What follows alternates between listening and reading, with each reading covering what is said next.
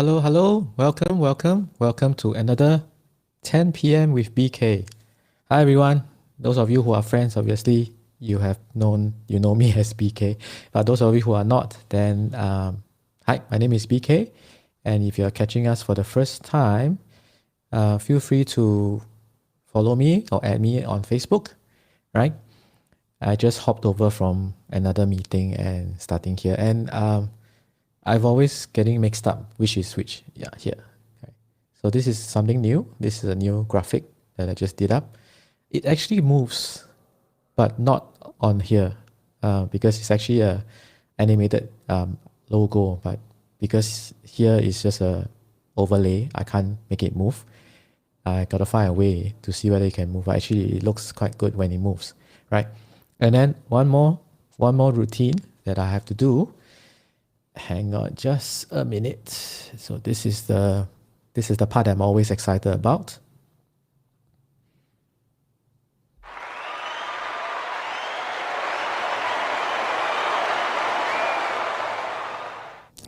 So we are on day number 22 of a 100-day live stream challenge, right? So about 22 days ago, not about exactly 22 days ago, I started this personal live stream challenge. Again, it was not so much as it was actually more of a self-discipline challenge because I was inspired by this guy called Andy Frisella. He has something called the 75 hard. Due to the current situation in the world right now, some of his requirements are not too practical to do today. So, but it got me thinking, right? And therefore, I started this 100-day live stream challenge, and that is part of what I'm trying to do. And also along these 100 days, I've also picked up quite a few interesting results. You know, people who have given me feedback, given me comments, reconnected with friends. So I've benefited tremendously. So tonight I actually have show notes. Hang on, let me just double check. So thank you for joining me, especially those of you who are joining me live. And you can actually leave comments. Let me do this. Hang on. Yeah, feel free to drop a comment and tell us what platform you are actually watching this on. And let me just quickly check something now. Give me one quick moment just to double check.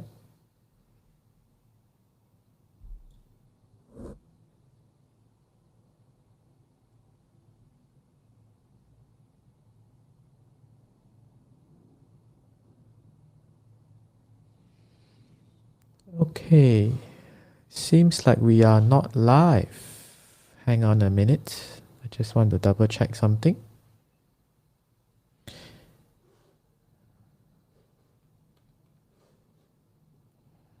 So lately, I think because of there's a lot of usage of the internet. So I am currently not live on Facebook for some reason. Why am I not live?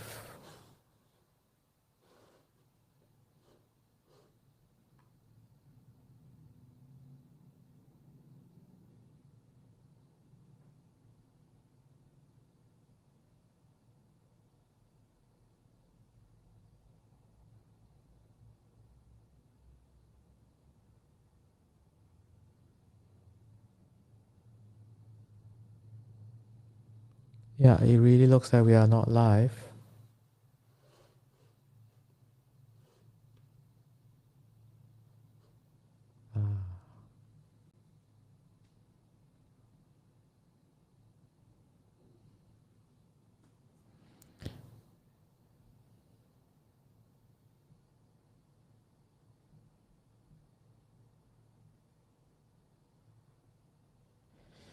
Okay, so now we are live. I'm so sorry about the mix-up just now because we just jumped from another meeting. I forgot to turn on the live stream for this, my own profile. So welcome to another 10 p.m. with BK. This is a new graphic, and also this side, the day 22 of a 100-day challenge. And if we are not friends yet, feel free to add me as a friend. Follow me on Facebook. Those of you who are friends, obviously, I'm BK. Those of you who are not friends yet, don't be a stranger. Please add me as a friend. And also, drop us a comment. Drop me a comment and tell us what platform you're actually on. Because right now I'm actually live streaming to Facebook. I'm live streaming to YouTube as well as on a Facebook page, right? So just now, personal mistake, my error. That's why it wasn't live. Platform has nothing to do with it, right? So what I was saying just now is that it has been a very interesting 22 days. Like one of my guests the other day said that he was quite surprised, or he was quite encouraged by the fact that I have persevered for so many days. And in fact, I actually look forward to this thing every day. I think about what I want to say and so on, and hopefully the things I say can bring value to those of you who are listening, whether is it a live, whether you're watching me live now or you're catching the replay and watch some of it. I hope that can bring you some value. So tonight, I actually do have show notes. Let me pull out my notes. And the other day, I showed a picture. Let me quickly show you guys the picture as well. So I'm going to talk about one of my favorite topics of all time. And that is, let me just pull out the picture for you.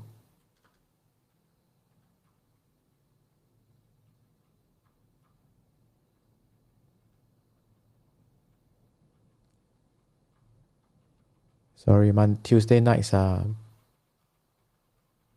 because we have another meeting at the same time. So I kind of feel that I'm a bit unprepared. My apologies for that. Let me show you by my phone.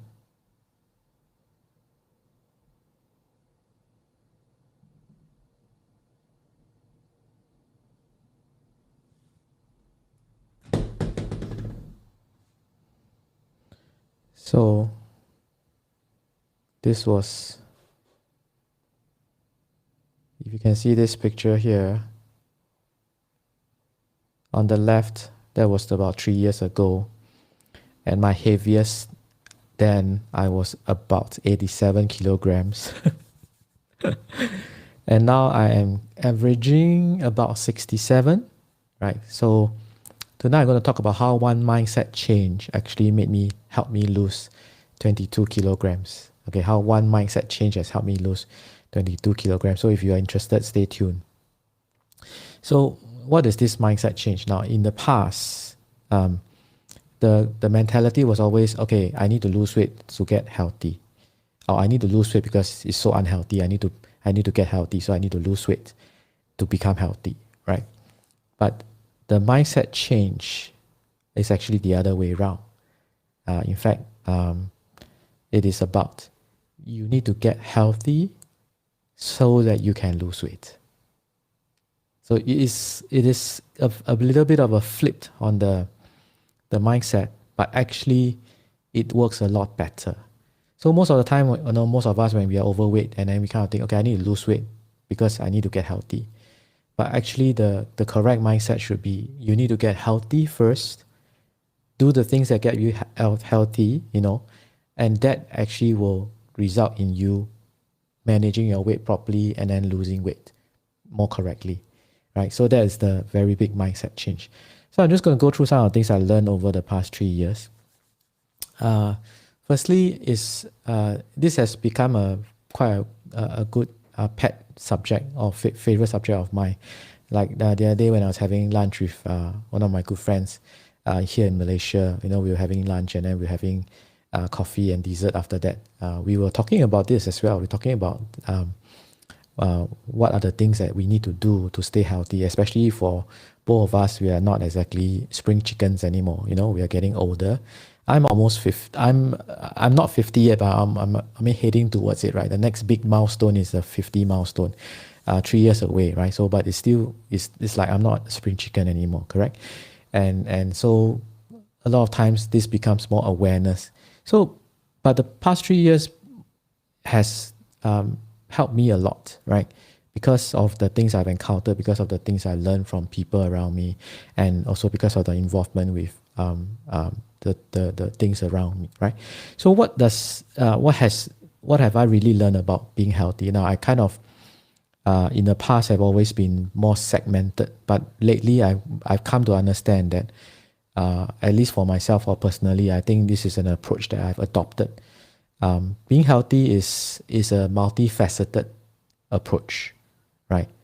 And it's like if you think of a wheel and a spoke, right? In a wheel and a spoke, it's not just doing one thing, right? It's not just doing one thing. It's actually a few things that you need to do together. So if you just focus on, for example, losing, dieting and so on, you might be able to lose weight, but you may not be able to keep it off, right? That is the unfortunate side of things, right?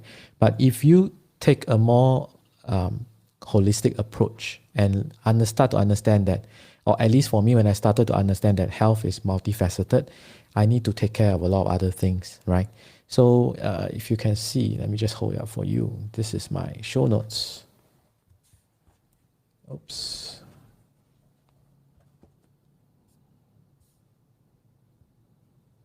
So I must make sure I don't touch it. So it's my show notes. So this is what I mean by the wheel and spoke thing. This is what I mean by the wheel and spoke thing, right? So nothing, I'm not saying that it's comprehensive or conclusive, but basically I think it kind of sums up some of the things I've done, such that this one mindset change that helped me lose 22 kilograms over the past few months, right?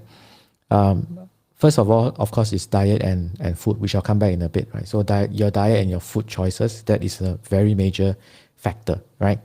Then the other thing that is one of my struggles, right, which is probably one of the things I really need to work on next. It is actually sleeping enough and resting. Now, if you find that you're trying to lose weight but you're not sleeping, you actually will find that you can't lose weight, right? You cannot lose weight. So this is one area I'm still working on, right? And thankfully, it's getting better. The third part about the wheel and spoke is you also need to obviously move. You need to move. You need to exercise.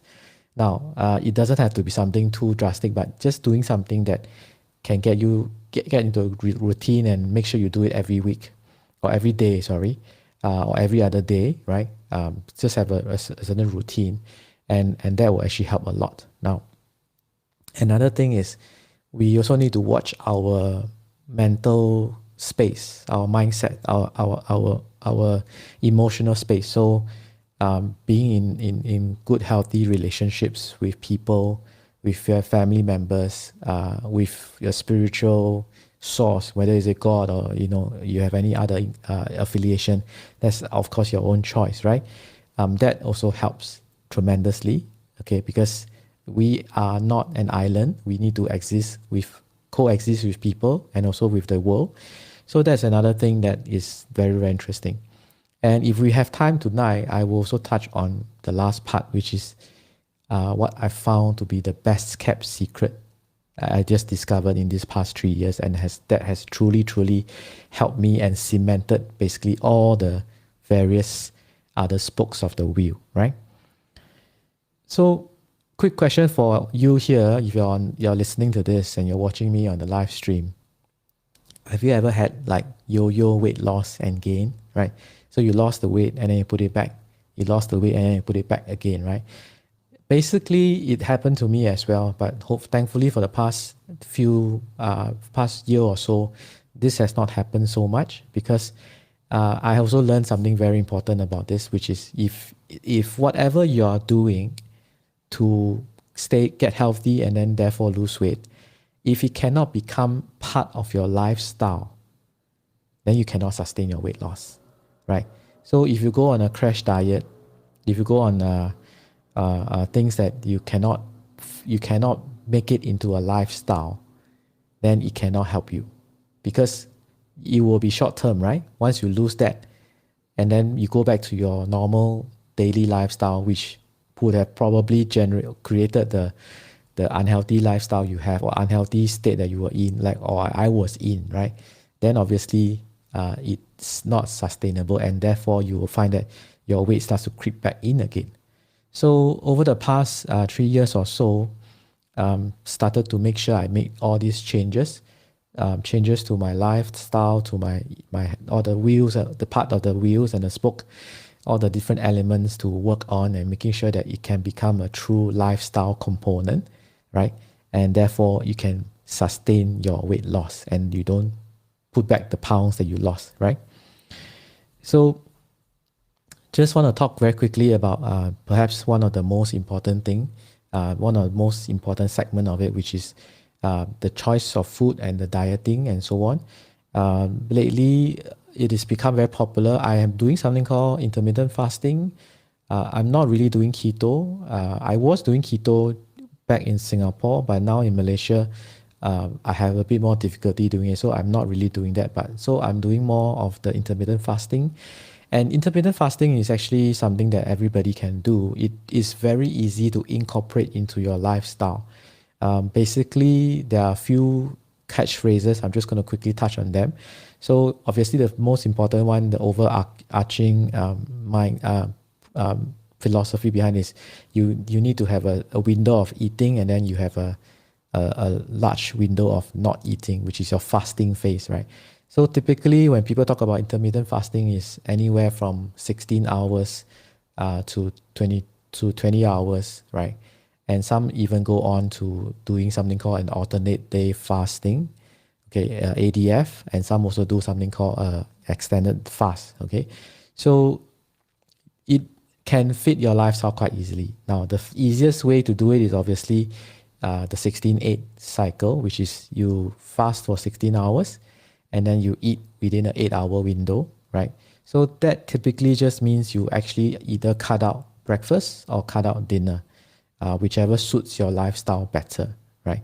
And because you fast for 16 hours, part of the 16 hours is during your sleeping time, you actually don't feel the difficulty as much. It's actually not too difficult. So a lot of people have seen a lot of success with this. Now, one of the benefits of intermittent fasting is that not just weight loss, but actually you start to kickstart certain processes in your body, things like becoming more insulin sensitive, reversing your insulin resistance, for example, things like better cognitive functions. You are probably better and able to think clearly, and some people reported that they don't have this brain fog anymore, right? And so on. So there's a lot of benefits. So there are plenty of experts out there. If you want to, you can always drop me a message. I can send you the experts that I go to, or the channels that I go to when I want to learn more about intermittent fasting. I didn't create it. I learned from people as well, right? So I can send you the resources I have. Just drop me a message, just private message me, okay? Now then, so that is the most common one, which is the 16-8 window. Now there's another one, there's another kind of a enhanced version of the intermittent fasting 16-8 window, which is what they call OMAD, okay, or OMAD, which stands for 1 meal a day. So now instead of just not eating for 16 hours and you eat within an 8-hour window, you actually normally typically fast for 20 hours per day, and you only eat within a 4-hour window, and you typically only eat 1 meal. That's why it's called 1 meal a day. Okay, 1 meal a day. So that is a little bit more rigorous, but some people have seen tremendous results and very good results from it. And because you are fasting more than 16 hours, you start to kickstart something called autophagy, AUTOPHAGY. It's actually a Nobel Prize theory in 2017, I think. Right. So I think Japanese scientists won a Nobel Prize for discussing this concept called autophagy. Now, autophagy is basically your body cleaning house. Your body is cleaning up the waste or redundant cells or waste material in your body. So it's kind of like spring cleaning your body. So that's very good when you do OMAD, or 1 meal a day. right? Now, then beyond that is this concept called ADF, which is ADF, alternate day fasting. Now, this is a little bit more challenging, which basically means every week you may choose, so most people choose 2 days. So most people choose 2 days where they do not eat for alternate days. That means, let's say, for example, your last meal is on a Monday, say at about 6 p.m. So you do not eat on Tuesday the whole day.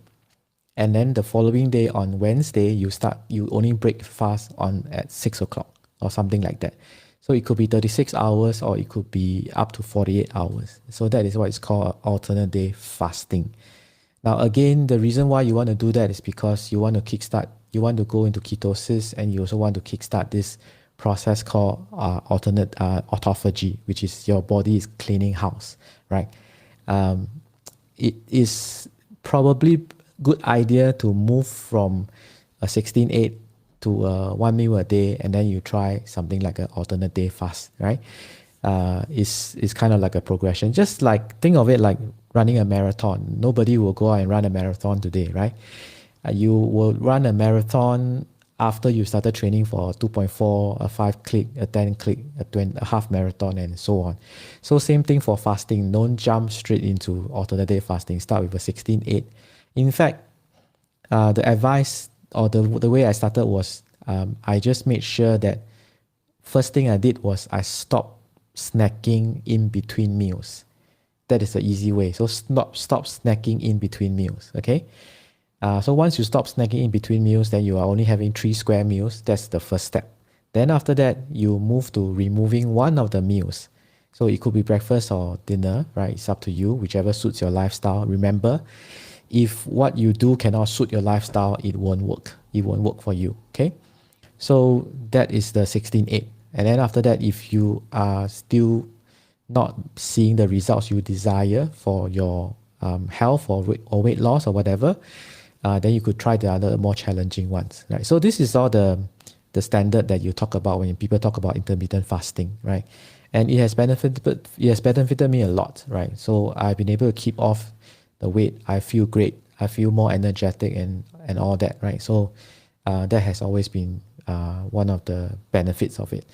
Now, a lot of them also recommend occasionally, maybe every quarter or every 6 months, it might also be a good idea to do something called an extended fast, right? So it's a EF, extended fast. That typically could be 3 days to 5 days to 7 days, liquid fast. So just water, no food for 3 days, 5 days, or 7 days. Now, again, it might sound daunting, but remember the principle. You start with 16-8, 1 meal a day, alternate day, and then you try and do an extended fast, right? So why would anyone want to do that? And purely it's basically meant to, again, benefit the most from from the autophagy. But at the same time, if you go beyond 3 days, actually what happens is that your body's immune system is reset, right? Your body's immune system is reset. And that can only have benefits for us, right? So it's a very good way to kind of reset and jumpstart our immune system again. So don't have to do it too often. Most of the time they do recommend doing it like once every quarter or once every 6 months, right? There's actually a lot of very good literature and videos on all the things. So I'm just giving you a very brief overview. So seriously, if you want to decide to do this for yourself, and you want to see some changes in your health and weight, so on, right? Just drop me a private message. I'll send you the resources that I've used to research for myself. Some of the experts the books I've read, the experts I kind of follow on social media, and that can help you. But I'm just giving you a very quick overview, right? Now, the other 2 things that I talked about just now, which is that you need to pair it together with the diet and the choice of food, right? Is one thing when you're doing the fasting and so on, make sure you drink enough water. You really need to drink enough water. A lot of times people find that they are not losing weight. it's also because they are not actually drinking enough water. So when you are doing a fast, it's always good to make sure you are drinking at least 2 to 3 liters of water, if not more, if you can, right? If you are doing a fast and you're noticing that your weight doesn't change, then perhaps you are not drinking enough water. So make sure you do that or add that into your regime. Okay. Now, then the other thing is, if you are doing enough water, you are doing a good intermittent fasting regime, you're still not losing weight or you're still not seeing any major changes, then the other thing you need to do, like myself, is you need to look at your resting and your sleeping habits. So for me, this is a major challenge. I don't sleep enough. I don't sleep well enough. That's something that I'm still working on. In fact, I believe that earlier on, my weight gain issues was actually because I have this very bad habit of sleeping very late and sleeping very little. So those of you with weight challenges, health challenges, this is definitely an area you need to work on. Okay, so work on getting enough rest, work on getting enough sleep, and work on improving the quality of your sleep. So this is a very important sector, okay, that is part of the multifaceted way of making sure you get healthy to lose weight, right? Now, the next thing that I want to talk about very quickly is exercise, right?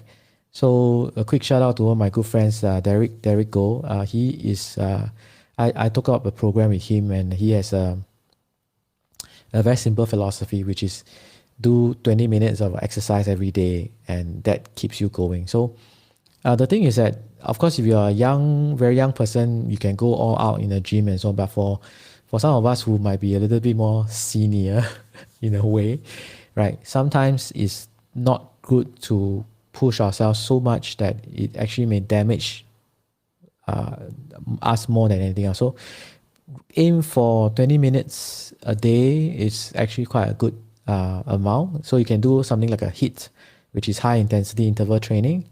Or you can do something called Tabata. Tabata is also like circuit training, which is also high intensity interval training, which are again very easy to fit into your lifestyle, right? So it doesn't need equipment. You do not need a gym membership. You just need the exercise mat. In fact, even if you don't have an exercise mat, it's not that critical. But of course, an exercise mat will be helpful, right? And you can do it anywhere. You can do it at home, you can do it outdoors if you want to take the exercise mat downstairs or whatever. It is definitely very, very easy to adapt and implement into your lifestyle, right? So implement your lifestyle. Now, the next thing I want to talk about is so exercise. So do 20 minutes. So for me, I've made it a habit. I just do 20 minutes every day, get my blood pumping, my joints moving, and of course, really, really perspire, right? So that's always a good thing. So one good benefit of that is that when I started in 2017, my resting heartbeat at that time was resting. I'm not doing anything. Resting heartbeat was in the 90s, 90 something, right? So that's not good. Those of you who know, that's not good. That's not really good news. But today, my resting heartbeat is typically below 60, 56, 58, so that has changed a lot. So try and get your resting heartbeat to a lower number is always better for you. So of course, that is all of those things added together, the diet and the exercise and of course the sufficient rest, that kind of helps it together. Now the next part that I'm quickly going to touch on is this thing about spiritual practices that you can do, right? So this is honestly the next thing I want to try, but I've not been able to really get into it yet. So those of you with tips, please share with me, because I am hearing from a lot of people now that I need to perhaps try something called meditation, right? So people I respect, people that I know are very good in this. They have been doing meditation. Very successful people are doing meditation. So this is my next challenge, to incorporate meditation into my life, right? So if you have tips on how to do meditation, share it with me, right? Again, it can be a two-way street. I can share what I know about the other things that let's say you're not familiar with. But if you have something, if you're doing meditation and doing it very well and benefiting from it a lot, I would please share the tips with me, right? Because this is something that I would like to try and put and incorporate into my life as well. Okay, so just running out of time. I still have one last thing to talk about, but since I prepared the notes, so if you really want to know, on top of all these things that I've done, actually there is one thing that I've incorporated in the past 3 years that have cemented all these things together, and it's literally the best kept secret in healthcare today. So if you want to know more about that, just private message me. I'll be happy to share with you and all my notes as well that I've written here, so that you can maybe incorporate it into your life as well. So all in all, in summary, I'm very happy where I am today, having lost almost 20 kilograms, right? So, and my highest was 87. Let me show you again. And my highest was 87. And now I'm about averaging 65, 67. So just about 67, that would be a good ballpark figure. So once again, thank you for joining me on the live. If you are not friends, feel free to follow me, right? And then if not, just drop me a private message, right? Just send me a private message if you want the show notes. I'll be happy to send them to you. And of course, I'll also let you know what's the best kept secret that I know for the past 3 years. So good night, everyone. Just taking you out with some quick music.